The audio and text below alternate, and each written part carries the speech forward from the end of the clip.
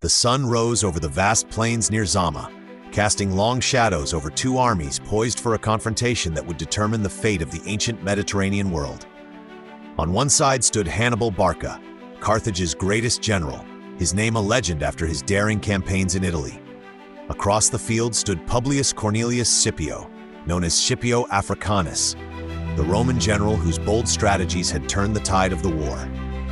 The stage was set for the final act of the Second Punic War.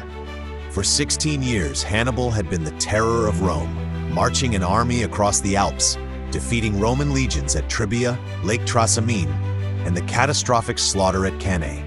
But now Hannibal was no longer the aggressor. Summoned back to defend Carthage itself, he faced an opponent who had learned from his victories and devised a strategy to defeat him.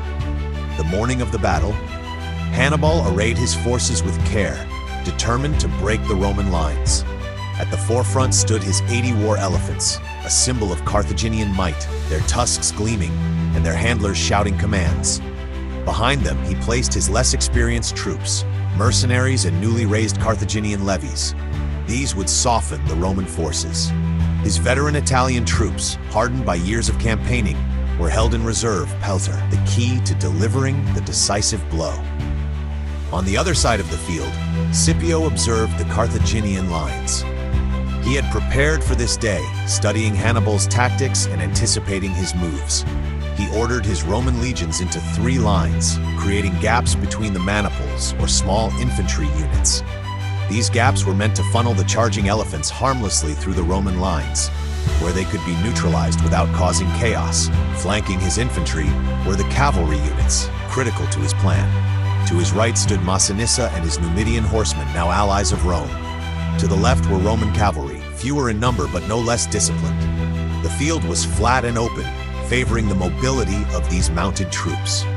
The clash begins at Hannibal's signal. The handlers prodded the elephants forward. The ground trembled as the great beasts charged, their trumpeting echoing across the battlefield. But Scipio's preparation paid off. Trumpeters stationed among the Roman lines blew shrill blasts, confusing and panicking many of the elephants. Some turned back, crashing into the Carthaginian front lines and causing chaos. Others were funneled harmlessly through the gaps in the Roman ranks, where Roman soldiers, armed with spears and javelins, brought them down. With the elephants neutralized, the Carthaginian infantry advanced. The first line, composed of mercenaries, clashed with the Roman hastati.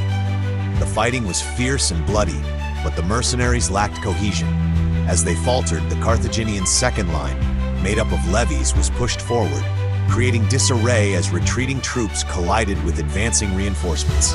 Scipio's manipular system allowed his soldiers to rotate out of combat, keeping them fresh and disciplined, the turning point.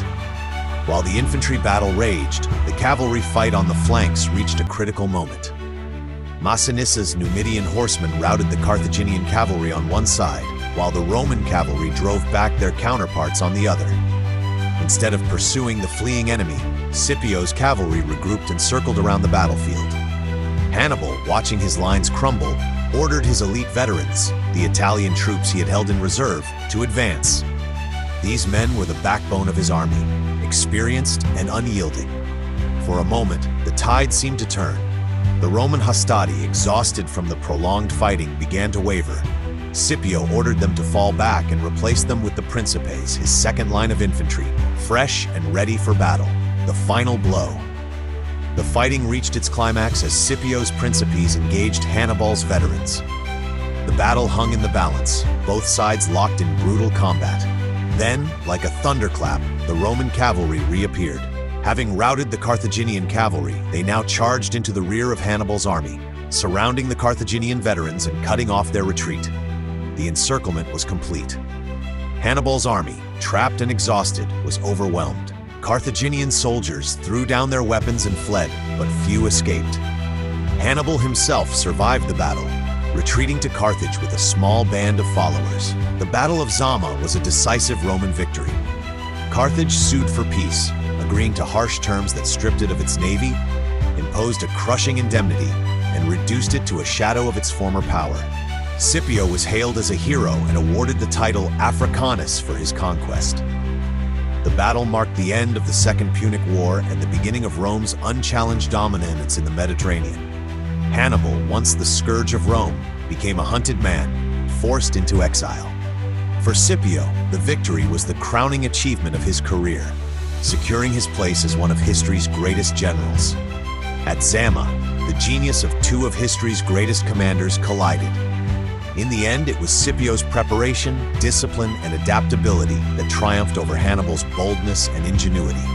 The Roman Republic had survived its greatest threat and emerged stronger than ever, ready to expand its empire across the known world. Don't forget to like and subscribe to the channel for more epic historic battles, brought to you by Historic Warfare.